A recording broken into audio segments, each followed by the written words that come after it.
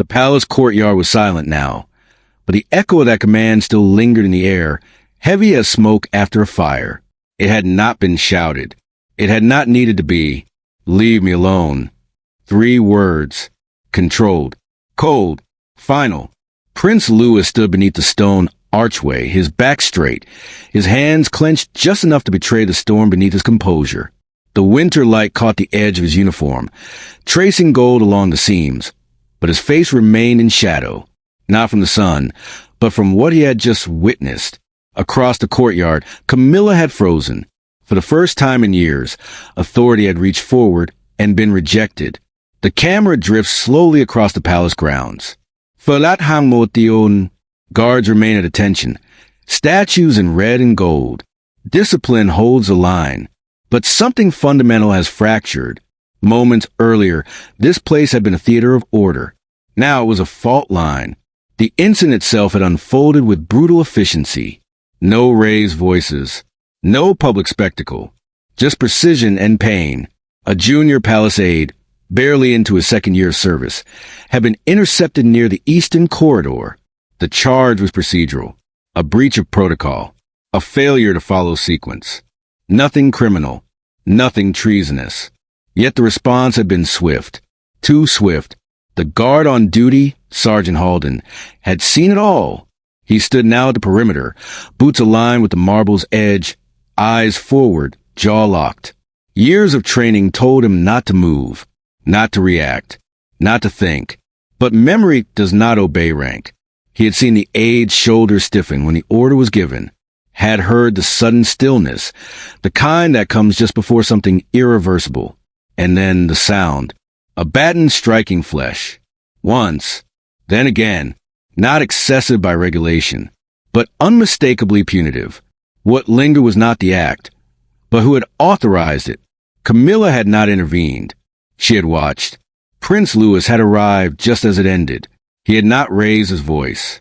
He had not demanded explanations. He had simply stood there, taking the scene as it was cleared, as the aide was escorted away, as the courtyard returned to ceremonial stillness. And then he had spoken. Leave me alone. It was not defiance in the way tabloids would later describe it. It was something colder, something more dangerous. Withdrawal, the rejection of proximity, the refusal of moral alignment. Camilla had taken a step forward then, instinctive, practiced, Louis. But he did not turn, not even slightly. The pause that followed stretched long enough for every guard present to feel it in their spine. This was not a family disagreement. This was a rupture in protocol itself. Camilla's authority had always been quiet but absolute. It lived in process, in expectation, in the assumption that she would be obeyed without needing to be acknowledged. Until now, the camera lingers on Sergeant Halden's face, a man trained to observe without recording, to remember without reacting. But what he had seen could not be unseen. In the academy, they taught that the monarchy was not just bloodline, it was continuity, that every command, every gesture, every silence was part of an unbroken chain reaching back centuries. What he had witnessed today felt like a break in that chain. Not loud, not dramatic, just severed. Inside the palace, Louis moved with deliberate pace. Corridors unfolded before him, long, echoing, lined with portraits of men who had ruled by restraint and consequence. He passed them without looking. His thoughts were not chaotic. They were precise. This was not about the aide. It was not even about Camilla. It was about consent, about where authority ends and conscience begins. He had watched her observe the punishment with stillness that suggested calculation rather than concern. And in that moment, something fundamental had shifted inside him. If power could be exercised without restraint, then loyalty could not be assumed. Behind him, the palace resumed its rhythm. Doors closed softly. Footsteps aligned. Orders were given and followed. But beneath the surface, questions had begun to circulate, not spoken, not yet. Who had truly authorized the response? Why had protocol escalated so quickly? And most dangerously of all, why had Louis chosen silence over submission? Camilla remained in the courtyard long after the incident had concluded. Her expression betrayed nothing. It never did. But those closest to her would later note the stillness in her hands, the way her fingers rested against one another, not tense, not relaxed, measured. She understood what had happened. This was not rebellion. This was distance. And distance in royal structures is the most destabilizing force of all. As evening settled over the palace, the guards changed shifts. Reports were logged. Language was softened. Facts were reordered. But one detail could not be corrected. A prince had witnessed force and chosen refusal. And a guard had seen it all. What Sergeant Halden would later realize, long after the echoes faded, was that this was not the end of an incident. It was the beginning of a reckoning. What the guard would be summoned to report next would place him at the center of a conflict far larger than discipline, and far more dangerous than disobedience. The courtyard had returned to order, but order does not erase memory. Long after Prince Louis disappeared into the inner corridors of the palace, Sergeant Halden remained exactly where he had been positioned. Boots square, shoulders back, eyes fixed ahead. From a distance, he looked indistinguishable from the others. Another guard, another uniform, another silent extension of royal discipline. But inside him, the moment replayed with relentless clarity. The sound of the baton, the age-sharp intake of breath, and most of all, the stillness of those who had the power to stop it. The camera tightens on Halden's face as the daylight fades. His expression does not change, but his eyes betray calculation. In the royal guard, witnessing was never passive. To see was to carry responsibility, whether acknowledged or not. He knew what would come next. A summons. It arrived just before dusk. Not delivered by messenger. Not announced with ceremony. A single nod from a superior officer as shifts rotated. Halden followed without question. They moved through corridors not meant for ceremony. Narrow passages behind the grand halls, lined with stone worn smooth by centuries of unacknowledged service. These were the arteries of the palace, unseen but essential. The room they entered was small, functional, no windows, just a table, 2 chairs, and a crest etched into the far wall. Authority stripped of ornament. Waiting inside was Commander Rothwell, a man whose reputation had been built on precision rather than loyalty. He did not waste words. He did not raise his voice. And he did not summon guards unless something had already gone wrong. "Sit," he said. Halden did. The silence that followed was deliberate. Rothwell reviewed a tablet slowly, as if the information there required careful interpretation. Halden understood the tactic. Silence unsettles. It invites error. He did not speak. Finally, Rothwell looked up. "You are on duty in the eastern corridor this afternoon." "Yes, sir." "You observed the disciplinary response." "Yes, sir." The phrasing mattered. Observed, not intervened, not judged. Rothwell studied him for a moment longer than necessary. "Describe what you saw." "The camera lingers here, not on action, but on restraint." Halden chose his words carefully, not because he feared consequence, but because he understood weight. In the palace, language shaped reality. He described sequence, timing, positions, orders given and executed. He did not describe emotion. He did not describe reaction. And he did not describe Camilla's silence. Not yet. Rothwell listened without interruption. When Halden finished, the commander leaned back slightly. "Did you perceive any deviation from protocol?" There it was. Not the truth, but the acceptable version of it. Halden paused, just long enough to acknowledge the question's gravity. The response followed disciplinary guidelines. He said evenly. However, escalation occurred without verbal warning. Rothwell's eyes narrowed slightly. Not displeased, not approving, just attentive. And who was present? Halden listed names. Officers, supervisors, witnesses. He saved one for last. Her Majesty was present, he said, observing. The room felt smaller after that. Rothwell closed the tablet. "This report will be reviewed," he said. "You will not discuss the incident with anyone outside formal inquiry. You will maintain standard conduct." "Yes, sir." "And Sergeant," Halden looked up, "be precise with what you remember."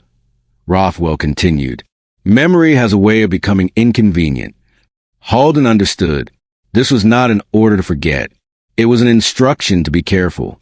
Meanwhile, elsewhere in the palace, Prince Louis sat alone. The room was dark except for a single lamp near the window. Outside, the palace grounds stretched into shadow, lanterns glowing faintly like distant stars. He had not changed out of his uniform. He stood with his hands resting on the sill, staring out, not at the view, but at the reflection staring back at him in the glass. He had been taught restraint since childhood. That authority was not about action, but about restraint. That punishment was a last resort, never a demonstration. What he had witnessed violated that lesson. And worse, it had been allowed. His rejection of Camilla's authority had not been impulsive. It had been inevitable. A line had been crossed, and he refused to step over it with her. Now, the palace would respond. It always did. Camilla, for her part, was not idle. She met with advisors that evening. Quietly, selectively. No official counsel. No recorded minutes. The incident was referred to as a procedural correction. Language softened edges. Removed intent. Reframed perception. She listened more than she spoke. When she did speak, it was measured. Prince Louis was unsettled, she said. He will come around. No one contradicted her, but no one looked entirely convinced. Back in his quarters, Sergeant Halden prepared for rest. He cleaned his boots, aligned his uniform, performed rituals that grounded him in routine. Yet his thoughts returned again and again to one detail. Not the strike, not the aid, but the moment Louis turned away. It had not been anger. It had been judgment. And judgment, when carried by a prince, does not fade quietly. Late that night, a message was logged into the internal system. A request. Prince Louis wished to review the incident report, not the official version, the witness accounts. The request did not go through Camilla's office. It went directly to the guard command, to Commander Rothwell, and by extension to Sergeant Halden. The camera pulls back slowly from the palace at night. Windows glow faintly. Somewhere within those walls, power recalibrates, unseen. What began as discipline had become inquiry. An inquiry in royal structures is the beginning of exposure. When Prince Louis asked to hear the account directly from a man who witnessed everything, the palace understood. This was no longer about protocol, but truth. The request did not arrive with a seal or signature. It arrived as an absence, a missing layer of procedure where one should have existed. When Commander Rothwell read it, he understood immediately what made it dangerous. Prince Louis had not invoked authority. He had not demanded compliance. He had simply asked. And in the palace, a request from someone who could command was never casual. Rothwell summoned Sergeant Halden at dawn.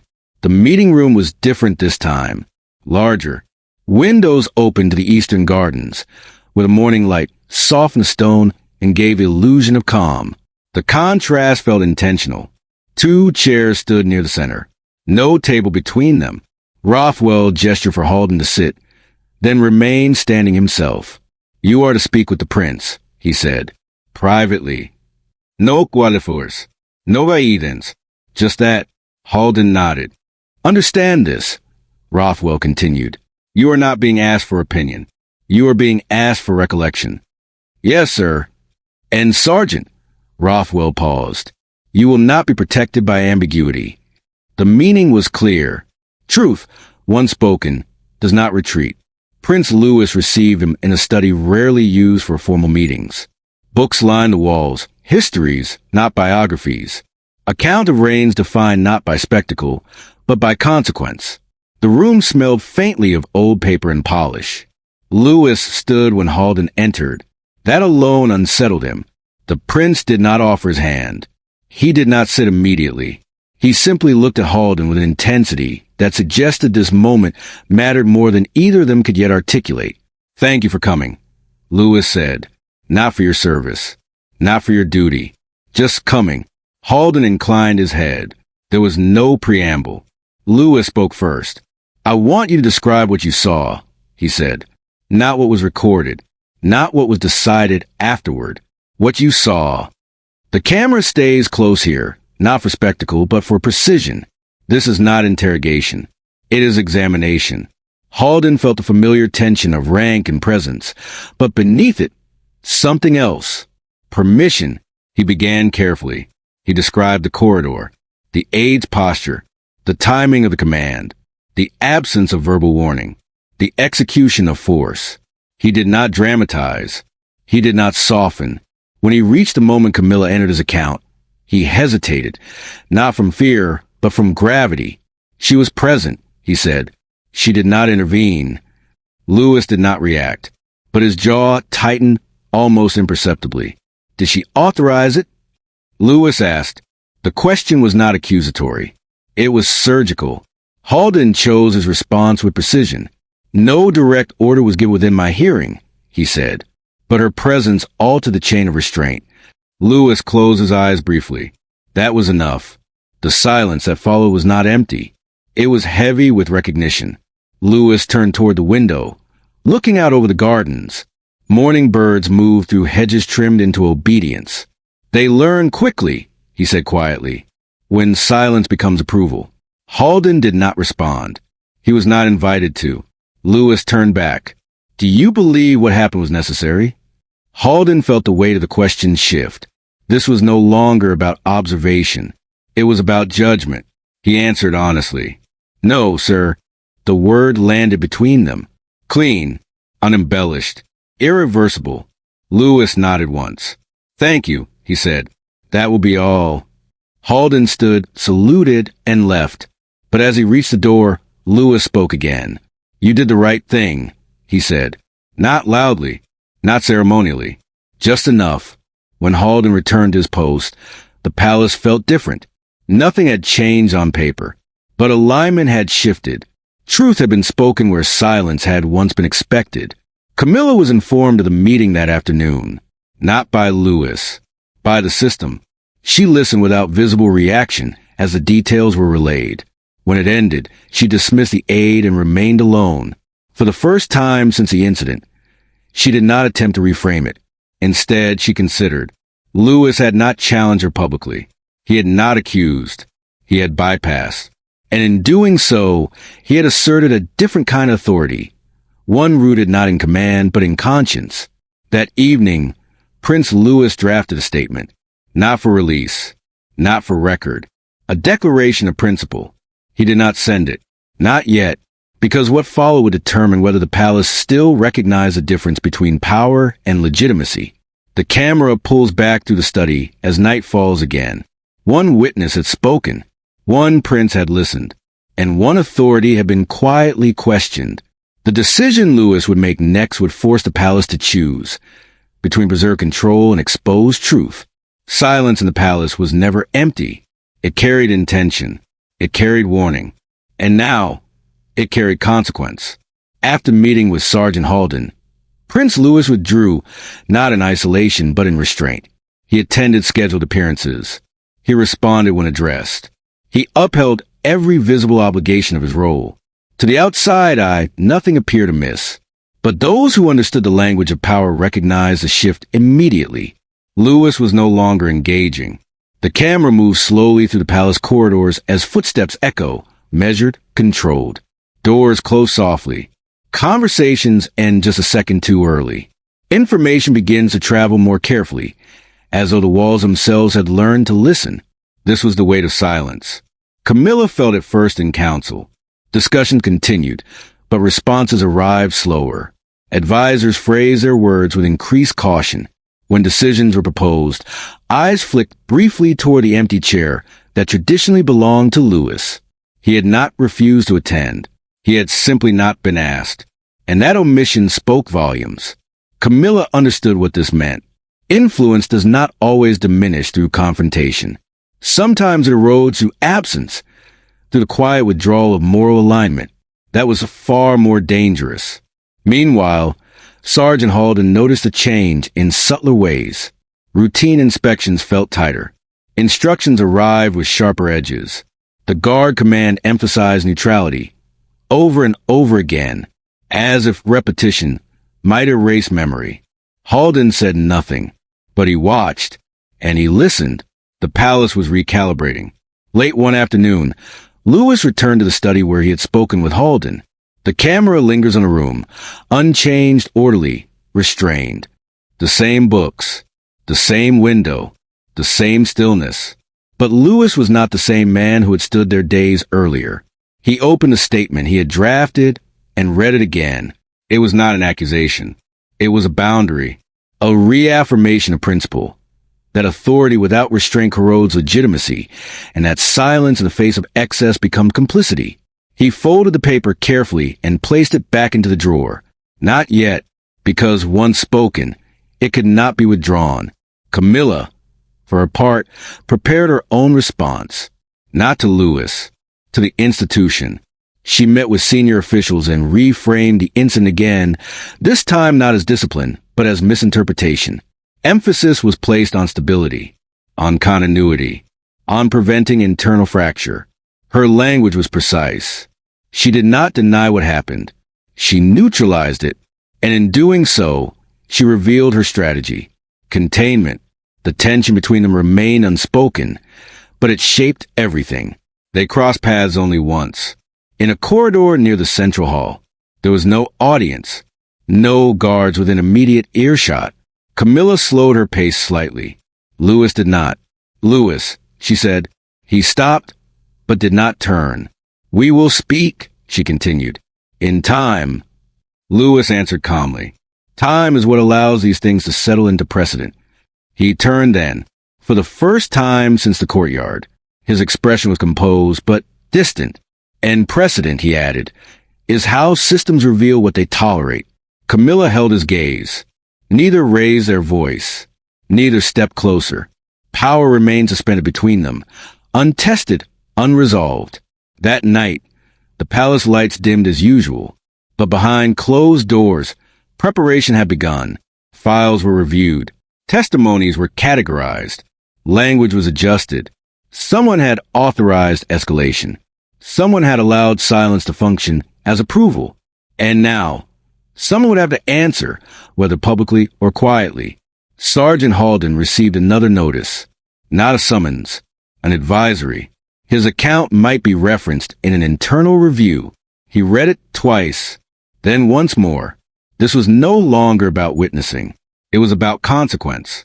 As dawn approached, Prince Louis stood again at the window. The gardens below were immaculate, order preserved, appearances maintained.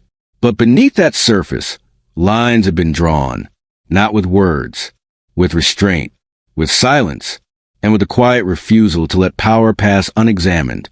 What would happen when silence could no longer contain the truth would force the palace into its most dangerous confrontation yet. Authority is rarely challenged at its loudest moment. It is tested when restraint meets resistance. Quietly, deliberately, and without spectacle, the palace awoke that morning under the illusion of routine.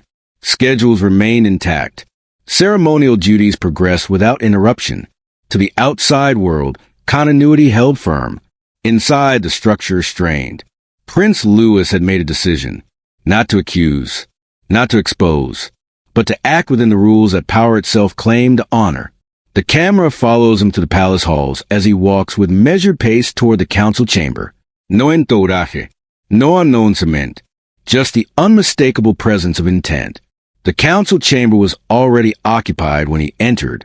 Advisors rose instinctively, a reflex shaped by years of hierarchy. Camilla remained seated, not in defiance, in assertion. Louis acknowledged the room with a nod and took his place. No one spoke at first. Then he did.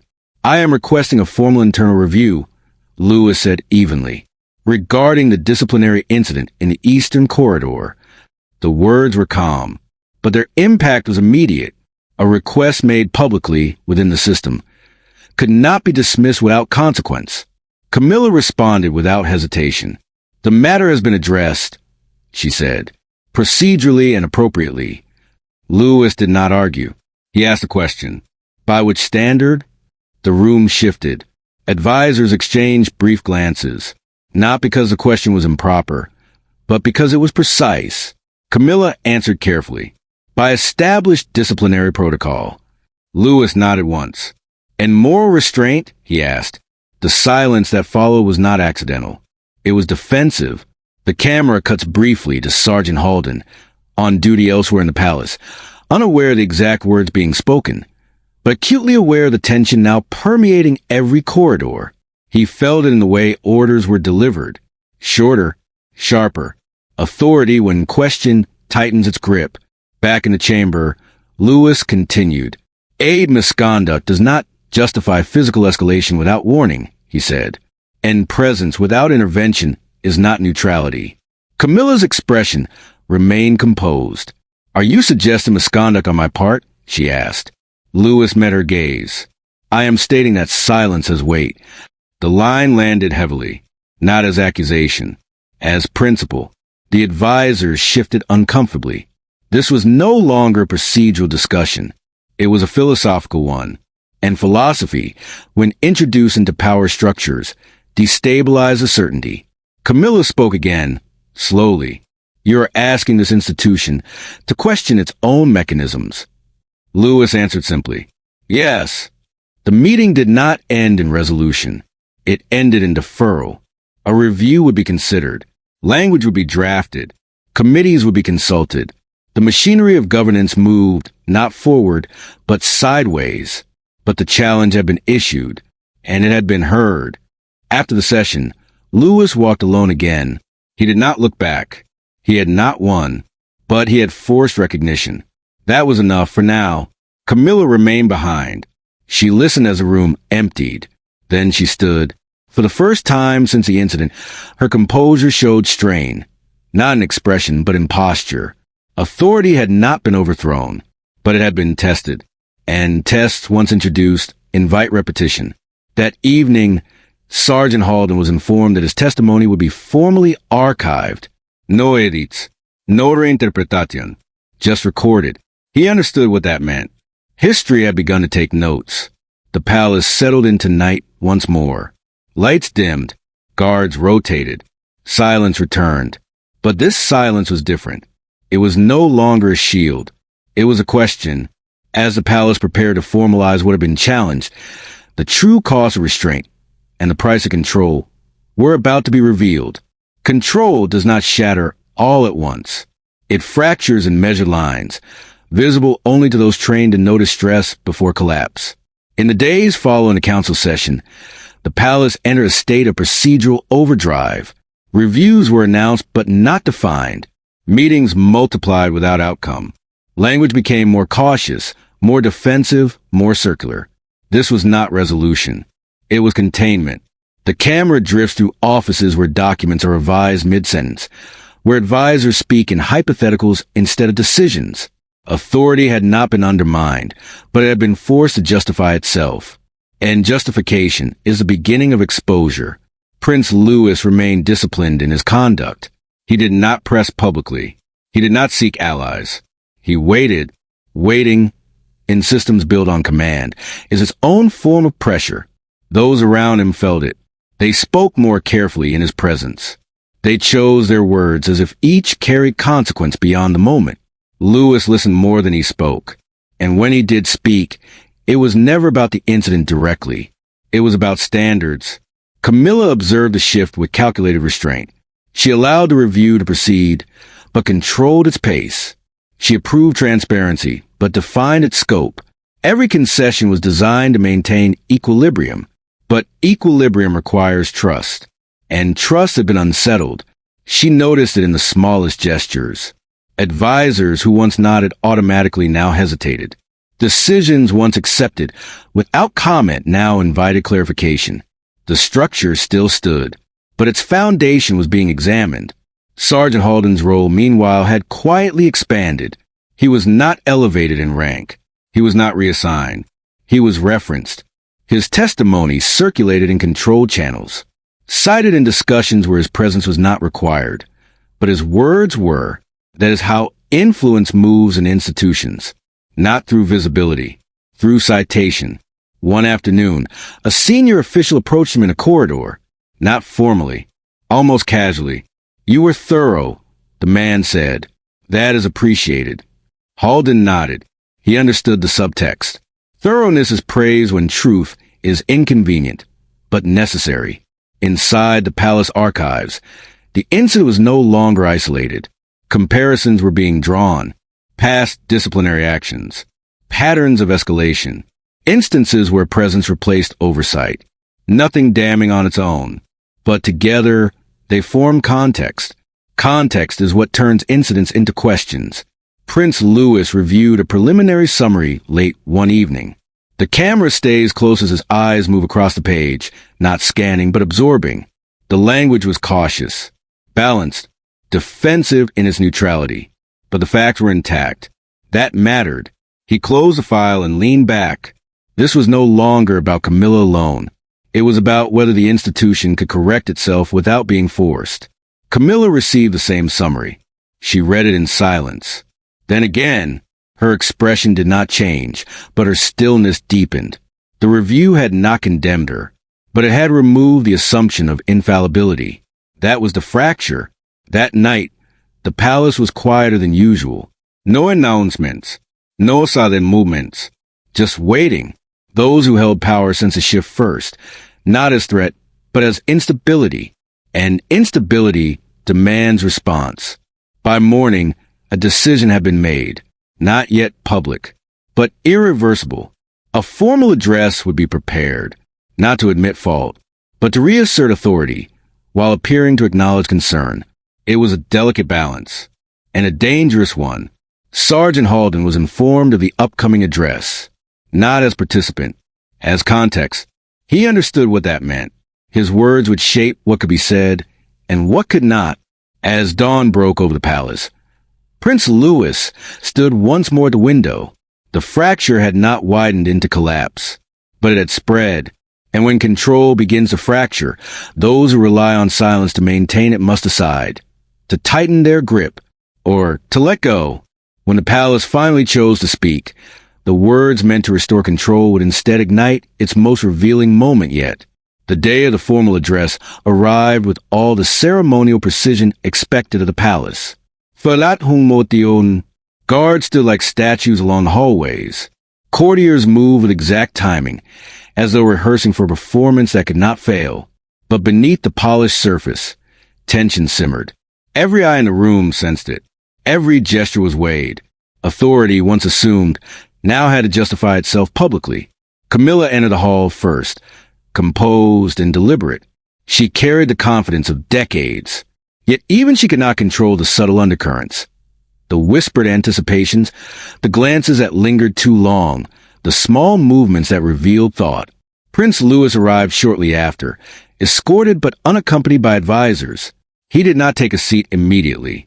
He stood near the rear, observing not the audience but the stage. When the announcement began, Camilla's voice was clear, measured.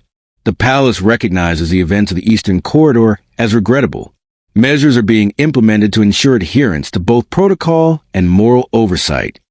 The language was careful. It contained acknowledgement without blame. But the camera lingers on subtle reactions. A slight tightening of a jaw, the brief lowering of a gaze, the restrained tension in shoulders. The room felt smaller as words filled the air. Louis listened quietly. No applause, no nods, just observation.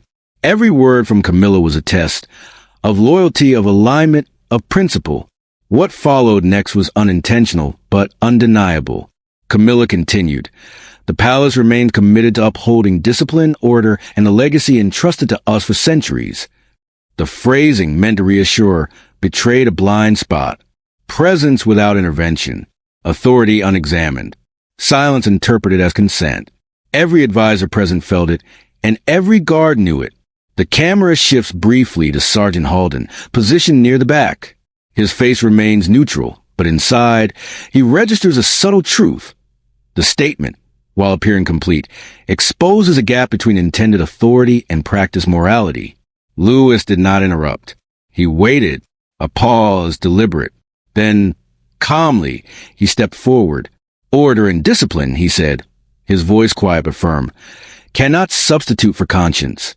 Presence without intervention is not neutrality. Silence is not protection. And authority without moral consideration is incomplete. A ripple moved through the room. Not alarm, not shock, but recognition. Every ear caught the implication. Every observer understood that the palace's facade of control had been pierced, not by rebellion, but by principle.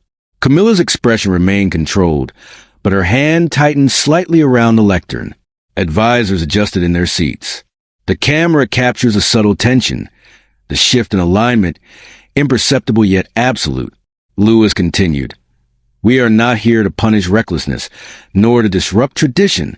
We are here to acknowledge truth, and to ensure that our system honors both law and conscience." The room remained silent, silence heavier than any proclamation, because Lewis had spoken, but not as a prince demanding obedience. He had spoken as a witness to what authority must recognize. Afterward, the formalities resumed. Applause, carefully timed, echoed in the hall. Words of affirmation were exchanged.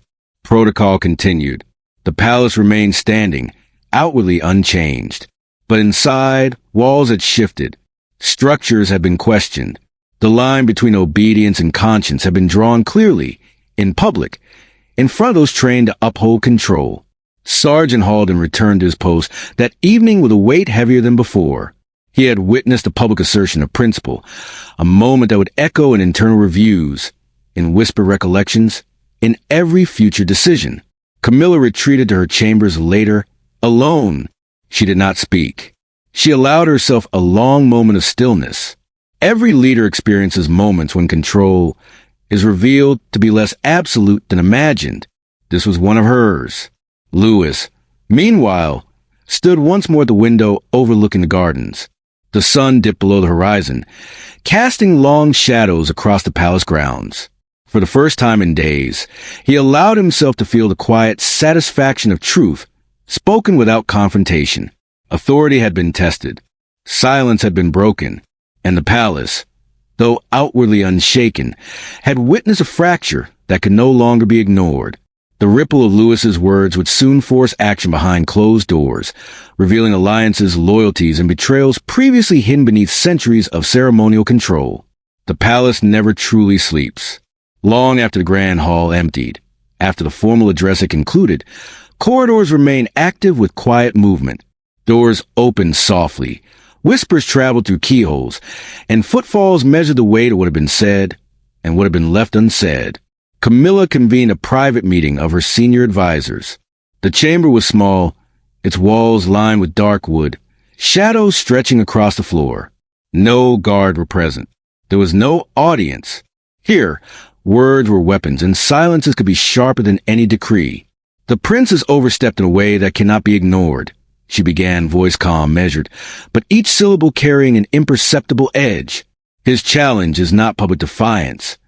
It is subtle, and therefore more dangerous. The advisors exchanged uneasy glances. Years of protocol had taught them that the palace survived on control, not questioning. Yet here it was questioning itself, and by bloodline. Meanwhile, Prince Louis remained methodical. He walked through the palace gardens in near silence, observing the servants, the guards, the courtiers, all moving in their carefully rehearsed patterns. His mind, however, was elsewhere. He was considering consequence, not for himself, not for Camilla, but for the institution. Silence, he knew, could speak louder than orders. His previous actions had not been about confrontation. They had been about establishing a boundary. And boundaries, when respected, define the difference between loyalty and compulsion. Back in the council chamber, advisors debated quietly. The language was cautious, careful. Perhaps the prince does not understand protocol, one whispered, aware of the danger in speaking too loudly. No, another countered, voice taut. He understands it better than any of us. He is testing the very limits of control, and that is unprecedented. Camilla listened without interruption. She allowed the debate to unfold. Her authority was not in reaction. It was in strategy. Every observation, every response, every silence was being cataloged. Sergeant Halden, meanwhile, became increasingly aware of subtle shifts. Instructions delivered by his superiors were no longer neutral. He noticed the unsaid tension, the pauses, the indirect glances, the quiet requests for confirmation. He had seen the incident. He had spoken truth. And now, Truth was a living force moving through the palace. Not loud, not immediate, but impossible to ignore. That evening, Lewis returned to the study.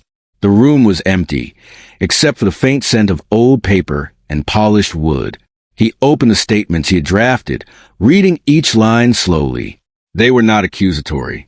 They were reminders. Reminders that authority without moral oversight is incomplete. Reminders that the palace, built over centuries, depended not just on obedience, but on conscience. He allowed himself a moment to consider Camilla's likely reaction. She would not act rashly. She never did. But he knew her mind, calculating, precise, and aware that the challenge to control, though subtle, had already begun to ripple. Hours later, a minor incident in the northern wing revealed the tension to be contagious. A junior officer misinterpreted a directive, acting without verification. Protocol demanded censure, but hesitation delayed it. Those who would normally have acted decisively paused, aware that the scrutiny following Lewis's assertion had changed the consequences of action. Halden observed this quietly. This was a demonstration of principle at work. Control, tempered by conscience. The palace, in its timeless rhythm, was beginning to adjust to a new reality. Camilla, alone in her chambers, reviewed the reports of that evening. Every error, every hesitation noticed by staff was catalogued. She understood. Authority could be defended by tradition, but only until principle began to infiltrate procedure. The camera lingers on her hands, folded carefully, tracing the subtle contours of tension beneath the calm exterior. She had always ruled by control. Now, she was forced to acknowledge that control could be questioned. Not openly, not with rebellion, but quietly, morally, and with irrevocable weight. By dawn, the palace itself seemed to breathe differently. Corridors that had carried absolute confidence now carried the weight of awareness. Every step echoed a subtle uncertainty. Every conversation carried the potential for revelation. And somewhere in the midst of it all, Prince Louis moved with the knowledge that his challenge was not yet complete, and that the palace itself was beginning to listen. The next confrontation would not be public. It would unfold behind closed doors, where loyalty, strategy, and conscience collided, and where every word could redefine authority itself. The palace had learned to speak in whispers. By the 9th day after the Eastern Corridor incident, the subtle reverberations of authority and conscience had begun to reshape every interaction. Advisors moved carefully, choosing words with the precision of surgeons. Guards executed orders with heightened awareness. Even the servants sensed the invisible tension threading through the halls. Prince Louis walked these corridors with a quiet determination. He did not announce himself. He did not seek allies openly. His presence alone commanded attention. But it was not power that drew recognition. It was principle. The camera follows him as he passes a group of senior advisors. Their discussion halts subtly. Eyes flick toward him. They nod slightly, almost imperceptibly. Not in obedience, but acknowledgement. The palace was learning a new language. Camilla understood this as well. She observed not from the front, but through layers, reports, summaries, the behavior of those around her. The prince's influence had not been loud. It had not disrupted protocol. It had changed expectations. One by one, the palace officials faced questions they could not answer with tradition alone. Who would intervene when authority and conscience conflicted? Which actions required loyalty and which required morality? The boundaries were no longer abstract. They were now measured in choices made under observation. A private meeting was called in the inner chambers. Camilla, Prince Louis, and key advisors were present. No audience, no public scrutiny. This was a crucible where loyalties would be tested silently but irrevocably. Camilla spoke first, her voice calm yet deliberate. "The prince has requested review beyond protocol," she said. "We must address it carefully, not for the public, but for the palace itself." Louis did not respond immediately. He allowed the weight of her words to settle. Then, quietly, "This is not a challenge to the institution. It is a test of its conscience." The distinction was subtle but profound. Authority could be questioned openly or silently. Louis had chosen the latter. And silence, when combined with moral certainty, proved far more dangerous than defiance. The advisors exchanged glances. Some hesitated, others nodded. They were beginning to see the shift. What had been control was now responsibility. Choices that once required only compliance now demanded reflection. Sergeant Halden, observing quietly from a nearby hall, sensed the undercurrents. He was not formally present in the discussion, but the reverberations reached him. Orders would be scrutinized. Actions would be recorded. Every word, every gesture now carried ethical weight. His role had subtly evolved from witness to arbiter. Camilla's face betrayed no emotion, but her mind was working. She understood that the palace had entered a new equilibrium, one that required recalibration. Influence without moral credibility was insufficient. Command without conscience was incomplete. The prince had demonstrated this, not with rebellion, but with observation, patience, and quiet insistence. She considered the implications. Allies could now be measured not just by obedience, but by the courage to align with principle. Decisions could no longer rely solely on hierarchy. Every participant in the palace was being tested in ways previously unnoticed. Later, Lewis returned to his study. The quiet was different now, loaded, anticipatory. He reviewed the unfolding reports, noting the subtle ways in which behavior had shifted. The palace was adapting. Hesitations had multiplied. Actions had slowed. Words were measured. Loyalty was no longer automatic. He did not feel triumph. This was not a victory. It was progress, a slow, deliberate adjustment of values against tradition. And progress, in an institution built on centuries of command, was itself revolutionary.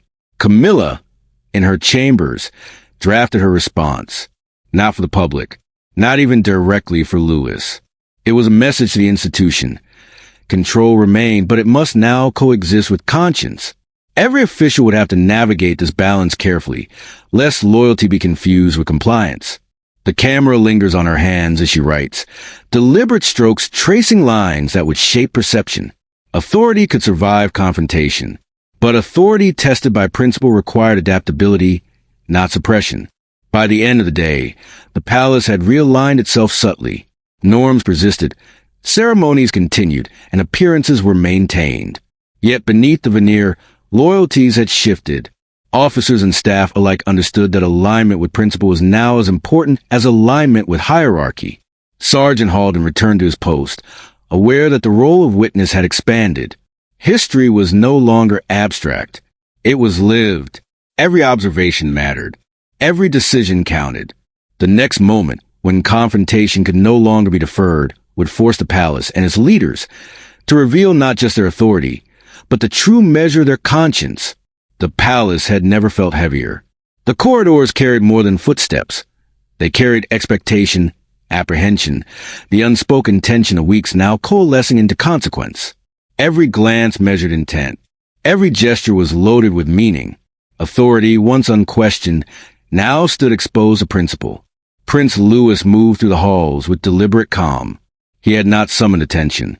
He had not demanded obedience. Yet his presence alone rippled through the palace, a quiet force challenging centuries of assumed control. The camera follows him past the eastern corridor, now empty, the memory of past events lingering in the faint echo of walls. The aid, the strike, the silence, they had not been forgotten.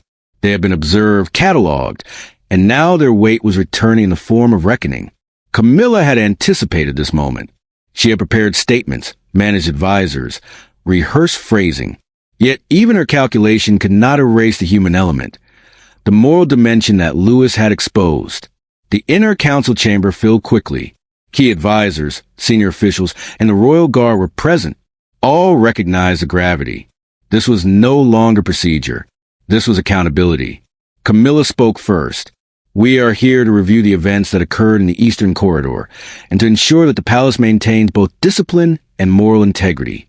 Her words were precise, polished, defensive, but the room knew that control was no longer absolute.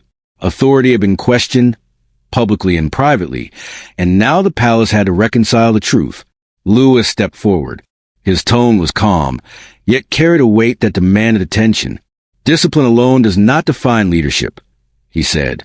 Authority is not merely compliance with orders. Conscience must guide actions. Silence in the face of misuse is not protection. Observation without intervention is complicity. The room absorbed his words, not as rebellion, not as challenge, but as undeniable principle. Every official, every advisor, every officer felt the moral pressure of the moment. Even Camilla's composed exterior faltered for the briefest instant. Recognition flashed in her eyes. A prince had exposed what authority alone could not contain. The discussions that followed were tense, measured. No voices rose in anger. No accusations were thrown. Yet each word was deliberate, each silence meaningful. Decisions were revisited. Procedures scrutinized, loyalties quietly reassessed. Sergeant Halden observed from the periphery. He was no longer simply a witness. His account, precise and unembellished, had shaped his reckoning. Authority, for the first time, was being measured against conscience, and the palace itself was being held accountable. Camilla spoke again, carefully.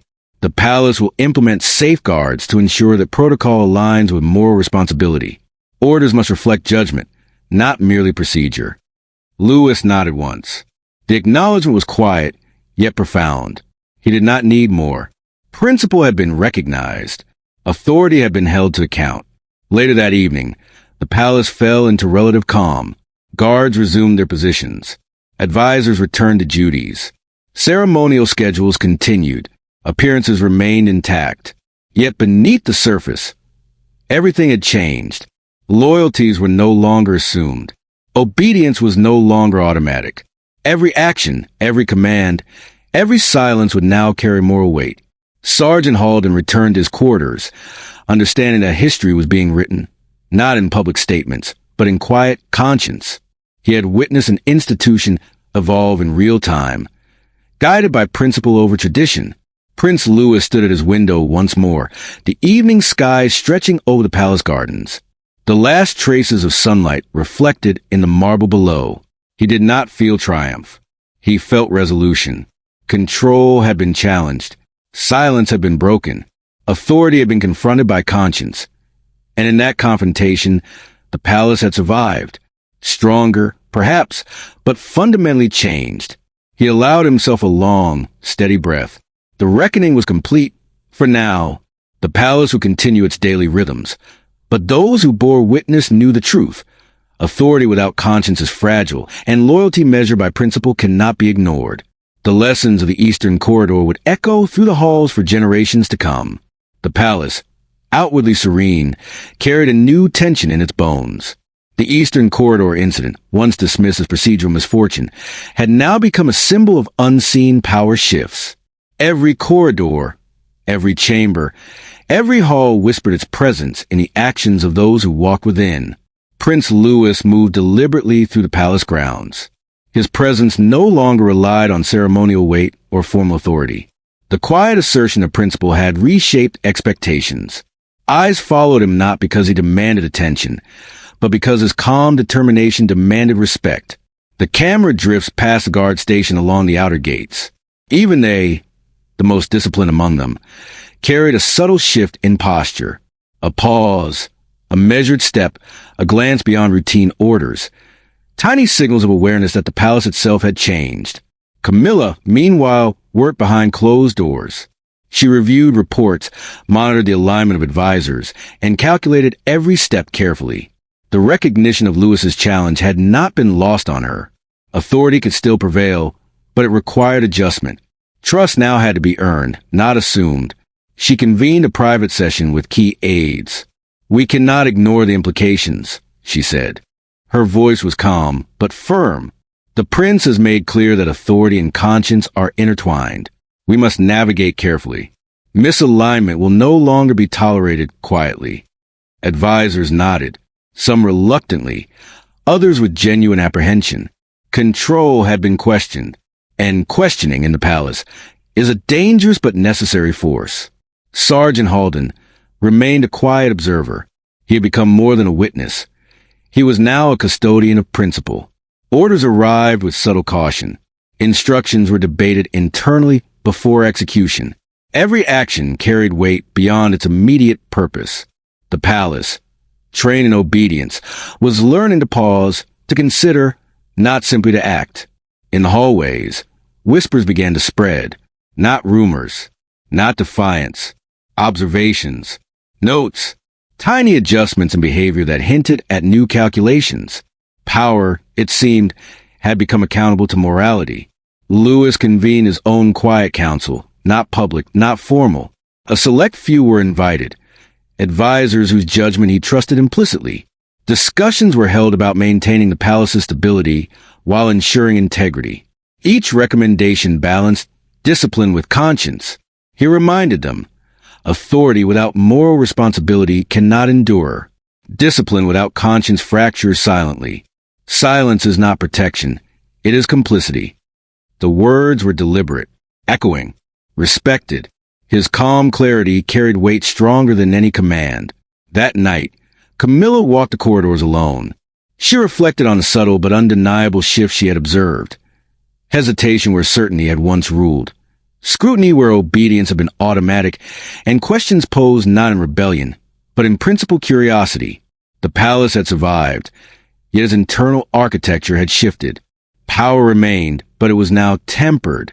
Loyalty had been redefined. Authority had been reminded of its moral obligations. She paused before the eastern corridor, the site of the original incident. Its walls, silent witnesses, now symbolized more than structure. They carried consequence. Every step along the stone floor echoed the lessons learned in restraint, observation, and principle. Meanwhile, Lewis returned to his study, reviewing the ongoing assessments. He did not act impulsively. He did not demand public acknowledgement. His influence was measured, deliberate, and quietly pervasive. Every action of the palace would now unfold under the shadow of his principle. Sergeant Halden documented minor deviations with meticulous care, knowing that the record would endure. Authority, he realized, was no longer simply exercised. It was observed, evaluated, and tempered by conscience. By dawn, the palace was outwardly calm. Ceremonies proceeded, guards maintained routine, and advisors fulfilled duties. But beneath the surface, awareness had taken root. Power had been challenged, but not destroyed. Authority had been questioned, but not toppled. The palace had survived the test, stronger and wiser, yet acutely conscious that loyalty now required more than obedience. It required judgment. Prince Louis looked out over the gardens once more. The morning light cast long shadows across the marble paths, symbolic of the silent changes that had swept the palace. The reckoning was complete, but the echoes of principle would resonate indefinitely. The palace would continue its centuries-old rhythm, but every step forward would carry the weight of conscience. Authority had been tempered, loyalty redefined, and the lessons of the Eastern Corridor would endure for generations. The palace awoke with the weight of revelation still lingering. The events of the Eastern Corridor, once a single moment of tension, had grown into a defining lesson in authority, conscience, and accountability. Every chamber, every hallway, every silent observer carried the aftershock of what had transpired. Prince Louis moved quietly among the palace staff and guards. He did not command attention. He did not display triumph. Yet his presence alone conveyed a subtle force, a standard, unspoken but unmistakable, reminding everyone that authority is not measured by compliance alone, but by moral responsibility. The camera drifts through the corridors, catching fleeting glances and the careful movements of advisors. Conversations are measured, footsteps deliberate, and even laughter, when it occurs, is tempered by awareness. The palace has learned a new rhythm, one dictated not solely by procedure, but by principle. Camilla observed the palace as it adapted. She understood, perhaps better than anyone, that authority had survived, but in a transformed form. Advisors who once executed orders without question now weighed consequences, silently recalculating loyalty and judgment. Even she felt the subtle shift in dynamics. Control remained, but it no longer carried the unquestioned weight it once had. She convened a discreet meeting with her closest confidants. "The prince has reminded us," she said, "that order alone is insufficient. Authority must be accountable, or it risks irrelevance."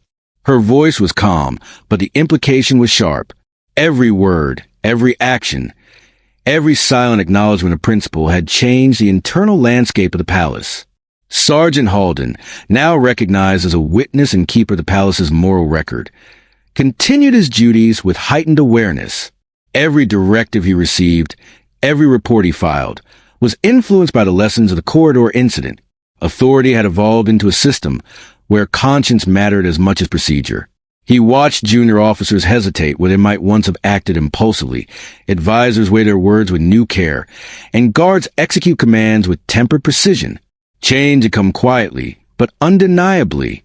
Prince Louis, reflecting in his study, considered the implications of his actions. He had not sought conflict. He had not demanded authority. Yet, through measured restraint and quiet insistence, he had forced the palace to recognize a fundamental truth. The legitimacy of power is inseparable from moral accountability. He drafted notes, not public declarations, not formal orders, but reflections. These would guide future decisions, quietly shaping the palace's culture, ensuring that every act of authority would be examined, every silence measured, and every decision weighed against conscience. Camilla, in her private chambers, reviewed the summaries of the internal review. There were no public condemnations, no humiliating reprimands. Yet the message was clear. The palace must now operate under a new understanding. Tradition remained. Ceremony endured.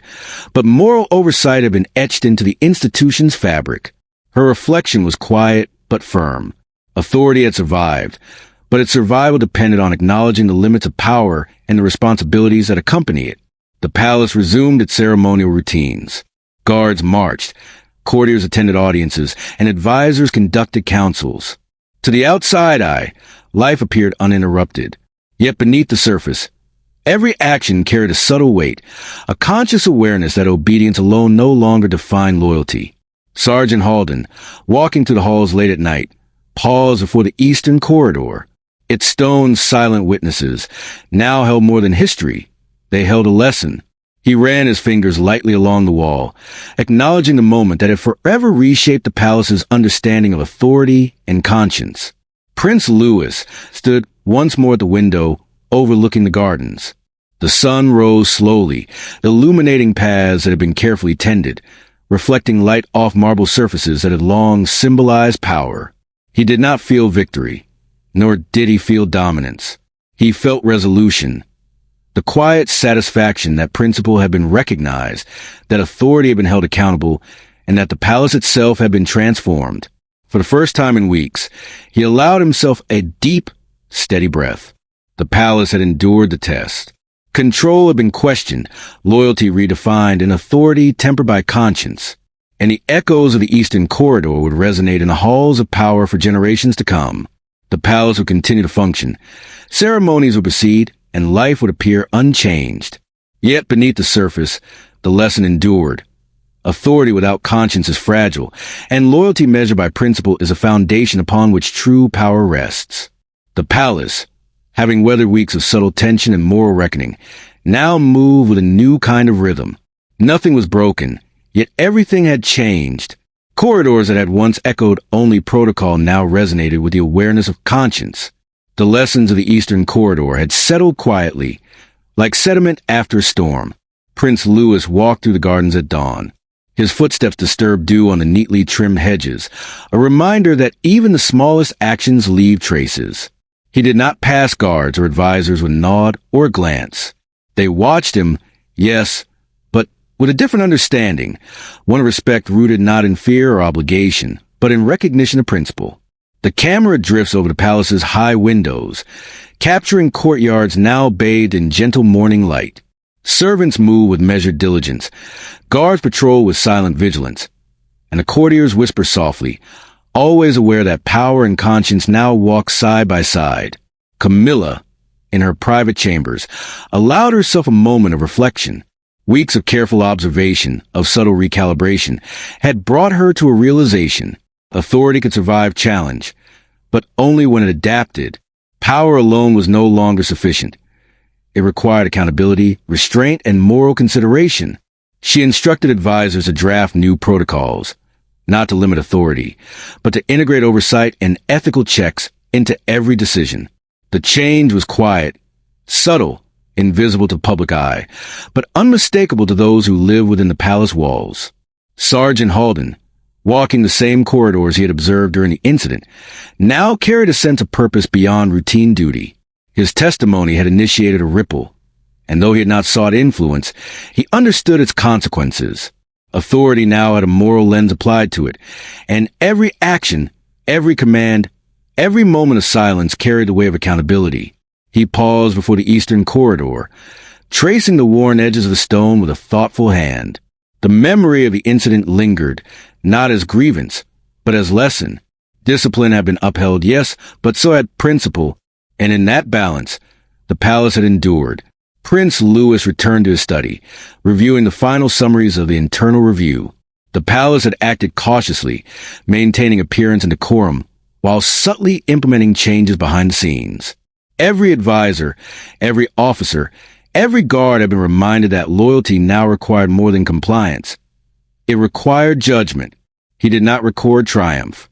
He did not celebrate. His satisfaction was quiet, moral, and enduring. He understood that real change does not announce itself. It permeates. It moves slowly, deliberately, until it becomes part of the institution's fabric. Camilla, observing the palace from her chambers, noted the subtle adjustments. Advisors now offered counsel with new awareness. Junior officers questioned procedure with discretion, and the guards carried out orders with tempered precision. She recognized the inevitability of this transformation and the necessity of aligning authority with conscience. Even she, trained in control and strategy, felt the gravity of the lessons learned. The prince had not sought confrontation, but through observation, restraint, and quiet insistence, he had reminded the palace that principle outweighs procedure. As night fell over the palace, lights shimmered across marble floors and gilded walls. Ceremonial routines continued, but with an underlying awareness. Authority had been tested. Loyalty had been measured not only by obedience, but by moral judgment. Conscience had become a silent arbiter of power. Prince Louis stood at the window once more, overlooking the quiet gardens. He felt no triumph, only a steady recognition that the palace had endured its test. The corridor's authority would never be the same again, and that he understood was the true victory. The palace would continue its rhythms, but the legacy of conscience and principle would endure. Authority had been redefined, loyalty reshaped, and the lessons of the Eastern Corridor would echo in every decision, every order, and every moment of silence for generations to come. The palace, bathed in the first light of morning, seemed unchanged. Marble floors reflected the soft glow of chandeliers. Guards resumed their posts with practiced precision. Ceremonies continued with impeccable timing. Yet beneath the polished surface, the echoes of past decisions vibrated quietly, shaping the rhythm of life within these walls. Prince Louis moved through the hallways with calm assurance. His presence was no longer challenged, no longer questioned, but a reminder. Every glance, every measured step, every pause carried the weight of principle. Authority, he had learned, is most potent not when it asserts, but when it holds true to conscience. The camera drifts past the Eastern Corridor, now quiet and orderly. The memory of the incident lingered like a shadow in the stone, silent, yet unmistakable. Staff and advisors alike carried a subtle awareness of the boundaries that had been defined. Silence had become a tool of reflection, not avoidance. Camilla observed the palace's evolving rhythm from her chambers. She noticed minor adjustments, officers consulting each other before action, advisors tempering their words, even the smallest decisions being weighed against ethics as well as protocol. Authority remained intact, but its execution had been recalibrated. She convened a private session with her senior advisors. "The palace has learned," she said, voice steady, "that control alone does not ensure compliance, and obedience does not guarantee moral alignment. Every decision must now carry the dual weight of authority and conscience." Advisors nodded in understanding, some reluctantly, some with genuine apprehension. The message was clear. The palace had survived, but it had been irrevocably changed. Sergeant Halden, walking the corridors late in the evening, reflected on his role. He had been a witness, an observer, and now an implicit custodian of accountability. Each directive he delivered, each report he filed, carried the awareness that authority was no longer abstract. It was measured, observed, and morally bound. A junior officer approached him with a question about protocol. Normally, the answer would have been simple and automatic. This time, Halden paused, considering not only the letter of procedure, but the ethical weight of the decision. Authority and conscience were intertwined now, inseparable in practice as well as principle. Prince Louis returned to his study, reviewing notes and observations from the past weeks. The palace had responded cautiously, preserving appearances while implementing subtle, meaningful adjustments behind closed doors. He understood that lasting change does not come from confrontation alone. It is cultivated quietly, through observation, patience, and principle. He drafted reflections, not declarations, not edicts, but notes intended to guide future decisions, to ensure that authority remained accountable and that loyalty was measured by integrity as much as by obedience. Camilla, reflecting on these developments, recognized that the palace's greatest challenge had been transformed into its greatest lesson. Authority had survived, yes, but it had done so under new terms. Decisions could no longer rely solely on tradition. Protocol alone was insufficient. Conscience had become inseparable from power. The palace, outwardly unchanged, was inwardly renewed. Each official, officer, and guard now understood that their actions carried moral weight, that every decision would be remembered and scrutinized, and that principle could not be ignored, even by those who held the highest authority. As night descended, Prince Louis once again stood at the window overlooking the gardens. The marble paths glimmered in moonlight. Shadows stretched across the meticulously tended hedges, echoing the subtle, permanent shifts that had taken root within the palace. He did not feel triumph, nor did he feel victory.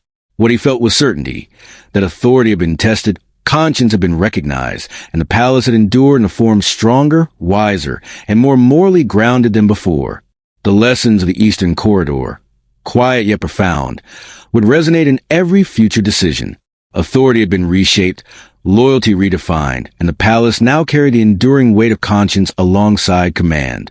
The palace had regained its rhythm. Ceremonial routines proceeded without interruption. Guards patrolled with disciplined precision, and advisors carried out their duties, as they had for decades. To the casual observer, life seemed unchanged. Yet beneath the surface, a quiet revolution had taken hold. A transformation born not of rebellion, but of conscience. Prince Louis walked through the central courtyard in the early morning mist. The dew clung to the marble tiles, sparkling faintly in the soft light. Every step he took was deliberate, measured, yet unobtrusive. He no longer needed to assert himself overtly. The palace had absorbed the lesson of the Eastern Corridor. His presence alone was now a reminder that authority, without conscience, was incomplete. The camera drifts over the hallways, catching fleeting moments. Advisors confer quietly with awareness. Junior officers pause to consider not just orders, but implications, and guards execute their tasks with subtle, thoughtful precision. The lesson had permeated every level of the palace. Silence was no longer mere absence. It had become a tool for reflection, observation, and moral accountability. Camilla observed this new rhythm from her chambers. She had long understood the delicate balance between authority and perception, between power and loyalty. Now, she recognized that the palace itself had evolved. Protocol remained. Ceremony endured, but every action carried the weight of ethical awareness. Even tradition had adapted the principle that authority is validated not by command alone, but by conscience and judgment. She convened a final review with her senior advisors. "The palace has endured," she said, voice steady but thoughtful, "and it has adapted. Authority remains, yet loyalty is now guided by principle as much as hierarchy. Decisions will be tempered by awareness, and no action will be beyond scrutiny." The advisors nodded, some reluctantly, others with solemn acceptance. They understood that the lessons of the corridor were now embedded into the institution's very fabric. Authority had been tested, and the palace had emerged stronger for it. Sergeant Halden, walking the quiet corridors at night, reflected on his journey. He had been a witness, a silent observer, and an inadvertent agent of change. Through careful documentation and unwavering attention to principle, he had helped shape a palace where conscience now mattered as much as protocol. He paused before the Eastern Corridor, the scene of the incident that had sparked weeks of introspection and realignment. The walls were still, yet heavy with meaning. Halden traced his fingers lightly along the marble edge, acknowledging the significance of the moment. The palace had endured because truth had been spoken quietly, without drama, yet with moral clarity. Prince Louis returned to his study, reviewing the record, reflections, and adjustments made in the aftermath of the incident. He did not feel triumph. He did not seek recognition. What he felt was quiet assurance. The palace had been tested, and it had learned that authority carries responsibility. Silence carries weight, and loyalty must be guided by conscience. The camera lingers on the corridors, the gardens, the polished marble, and the flickering lights of the palace. The institution had survived, yes, but it had done so transformed. Every future decision would carry the subtle imprint of what had been challenged and what had been recognized. Camilla, too, reflected on the permanence of these lessons. She had maintained authority, ensured stability, and preserved appearances. But she had also learned that unquestioned control is fragile. Power that disregards conscience is temporary. The palace's strength now lay in its ability to integrate principle alongside hierarchy, guiding every action with a balance of duty and morality. Even the youngest officers, once trained only in obedience, now understood the quiet authority of conscience. Decisions were made not in isolation, but with awareness of their ethical impact. The palace had learned that leadership is validated by principle as much as by tradition. As night settled over the palace, Prince Louis stood at his window, overlooking the gardens.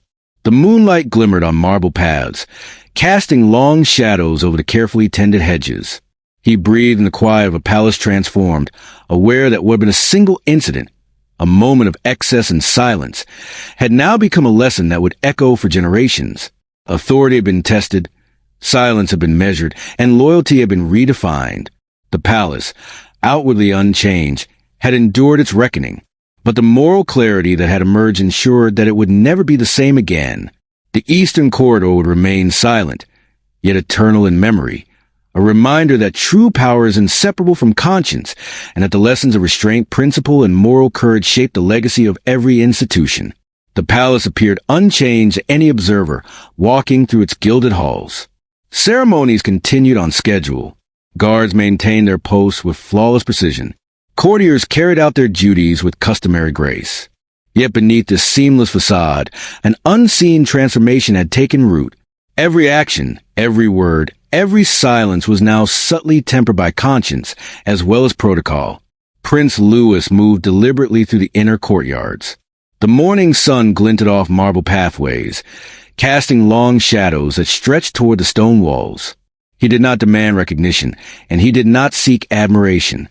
His presence alone now served as a quiet standard, a reminder that authority carries more responsibility, and that loyalty is measured by principle as much as by obedience. The camera lingers on the subtle rhythms of the palace. Advisors confer quietly with renewed mindfulness. Junior officers pause to weigh decisions with ethical consideration, and guards execute instructions with measured precision.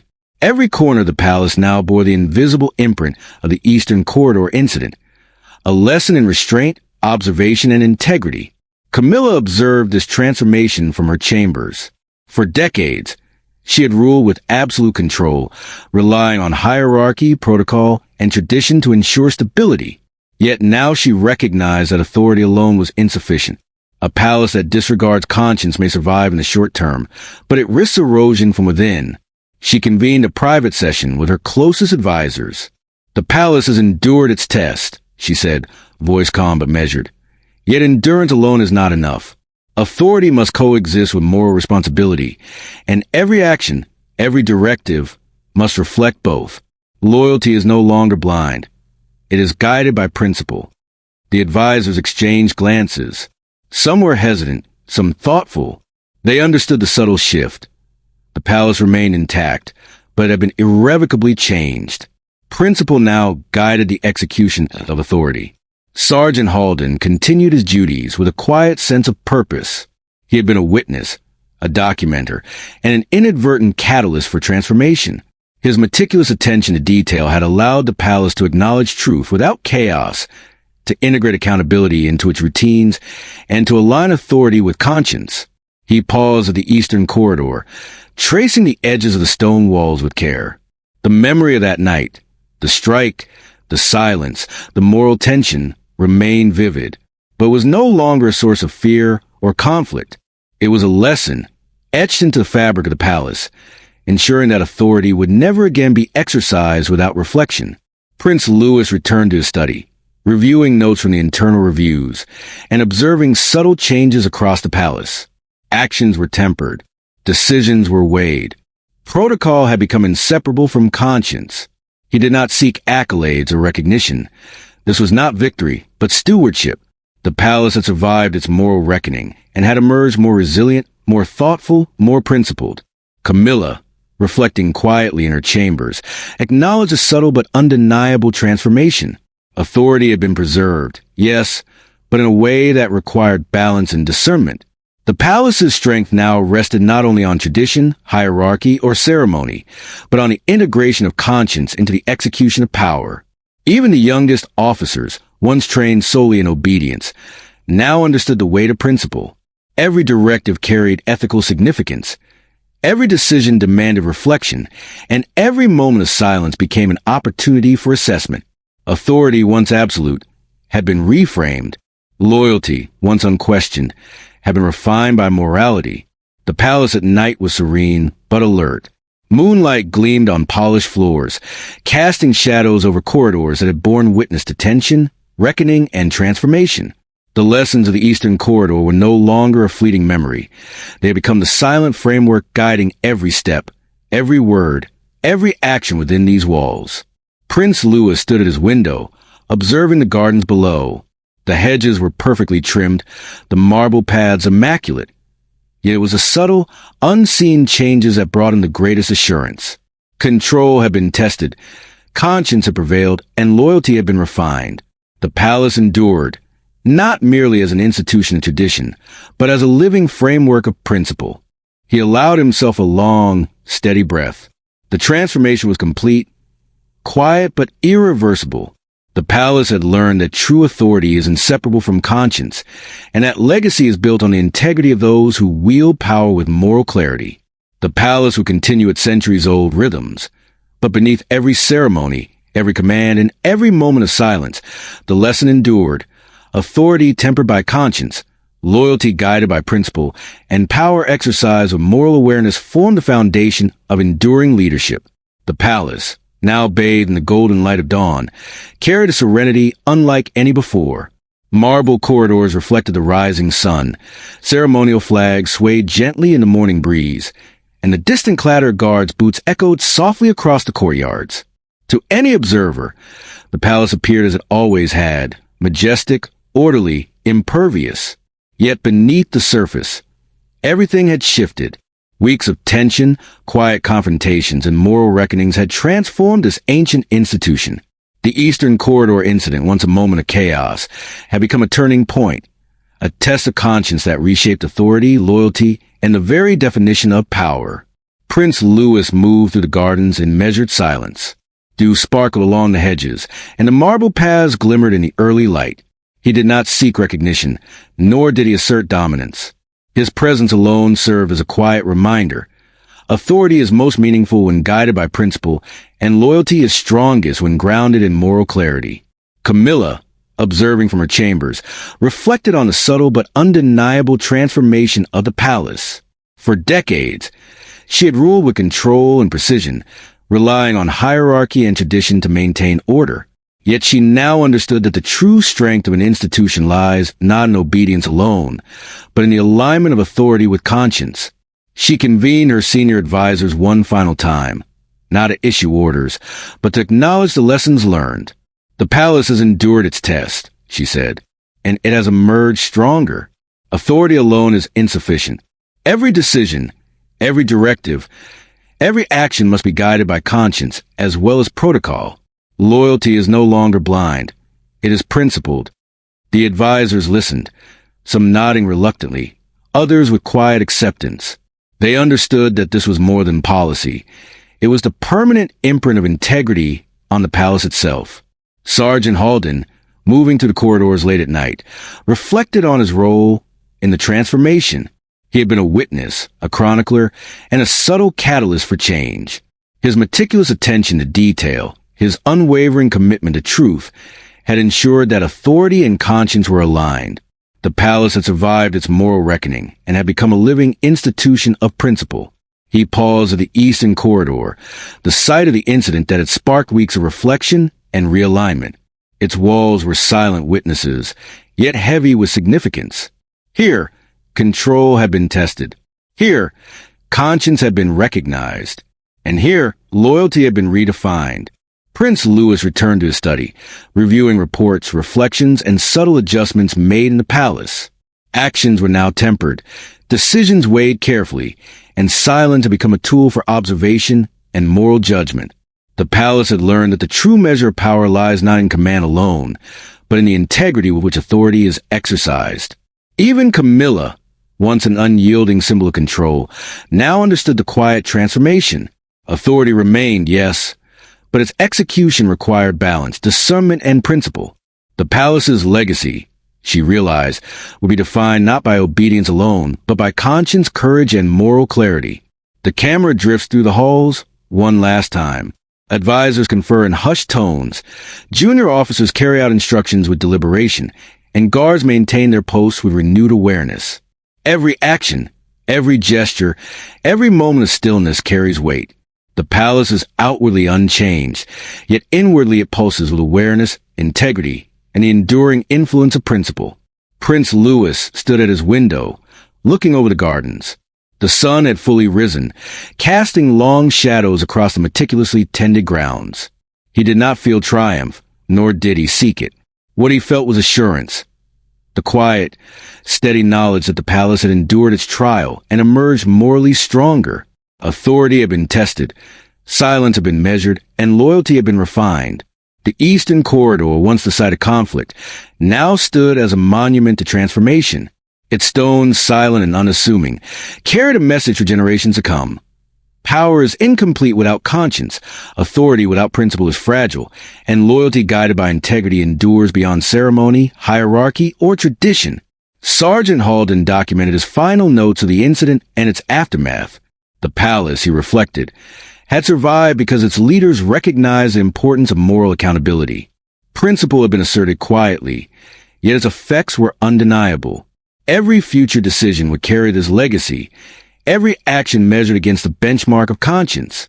Louis walked to the hallways one final time that evening, his steps echoing softly. The palace was calm, orderly, yet aware. He understood that his role was not to dominate, but to uphold a standard, a reminder that even centuries-old institutions must remain accountable to truth and principle. Camilla, observing quietly, allowed herself a rare smile. She recognized that control without conscience is hollow, but leadership infused with principle endures. The palace, once rigid and unyielding, had been subtly transformed. Authority had been balanced with morality. Loyalty had been redefined, and the lessons of the Eastern Corridor would resonate for generations. The palace would continue its timeless rhythms, ceremonies, guards, and councils, but a legacy of conscience would endure. Every decision, every word, every silent observation would be guided by principle. Authority had been tested, loyalty refined, and power tempered with moral clarity. The Eastern Corridor incident, once a moment of tension and uncertainty, had become the cornerstone of a palace transformed, a legacy of integrity that would echo through history.